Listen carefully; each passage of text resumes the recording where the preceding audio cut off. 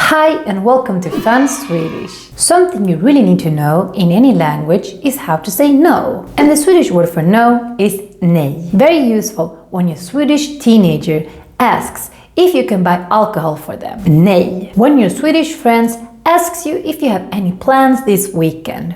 Nej. And when the cashier asks if you want to keep the receipt. Nej. However, even if nej is the most common word for no, we have more ways of saying it depending on the intonation and situation. Here's the list of the most common no's in Swedish. Number 1. Nej. Like we said, this is the classic one, the official no. This is probably the most common way of saying no if we include both the spoken and the written Swedish. And remember that the last letter of this word nej is pronounced like the I in Swedish. Nej. So it's pronounced like nej and not nej or something like that.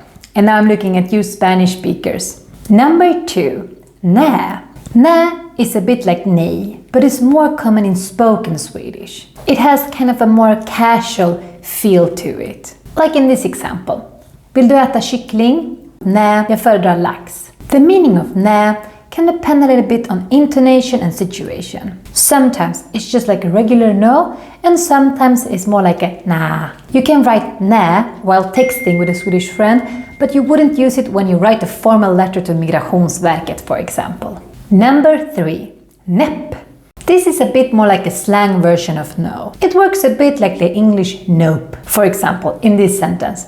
Är du hungrig? Nepp. Number 4. Nix. Yet another slang version of no. This one is slightly a more playful way of saying no. And if you want to be extra playful, you can say nix pix because it rhymes. For example, kommer du på festen? Nix pix. Or just kommer du på festen? Nix. If I think about who uses this expression nix pix, then I see either kids or roliga gubbar. Funny old men who like dad jokes. And more on nix. There's this thing called nix-telefon, which is the equivalent of the national no-call registry, for when you don't want to be constantly harassed by telephone salespeople. So far, you could use all of these no's, nej, nä, nix, nepp, interchangeably, depending a bit on your mood or who you're talking to. Then we have number 5. But before we talk about number 5, don't forget to put a like on this nej-lista. Number 5. Nänä. Depending a bit on the situation and the intonation, nänä works a bit like a big no. Like in this example. Pappa, jag vill äta godis idag. Nänä, du måste vänta. Det är inte lördag idag. Maybe this one can be interpreted as a no way, if we need to separate this one from the other 4. So the nänä is more used for correcting someone that is wrong, or stopping them from doing something wrong, while the other 4 no's that we mentioned before would be more neutral or more factual. So basically no's with less emotion. Number 6. Nja. This one is a mix between nej and ja. And that makes it nja. Like in this example. Vill du titta på en film? Nja, inte nu, men kanske senare. It sort of is a no, but not a complete no. A conditional no that could easily turn into a yes. So in this case, you really don't have nothing against watching a movie, but you don't feel like seeing it right now. Because now you're busy learning Swedish with Fun Swedish. Number 7. The disguised no. Swedes are famous for being konflikträdda, scared of conflicts. This is why we sometimes avoid saying nej directly and say kanske instead. For example, vill du gå på en dejt med mig? Kanske lite längre fram.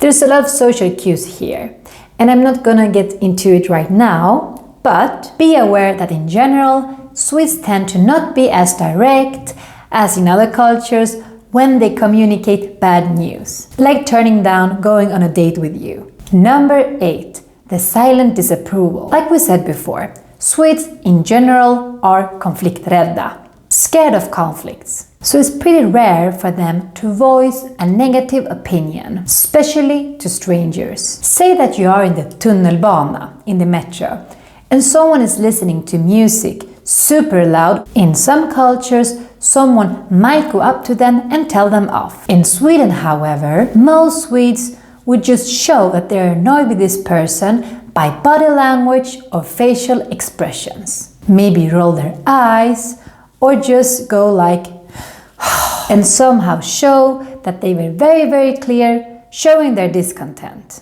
Same thing if someone cuts in line in front of you. The Swede will probably stay silent, roll their eyes, and perhaps look for some kind of support from the person standing behind them, like saying, "Why is this man doing this?" So, this was our last no on the list. If you want to know more about Swedish culture, social codes, or just learn more Swedish, then you should take one of our video courses.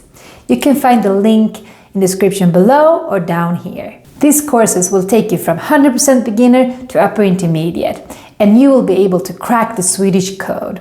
And of course, speak like a real Swede. So, check out these video courses.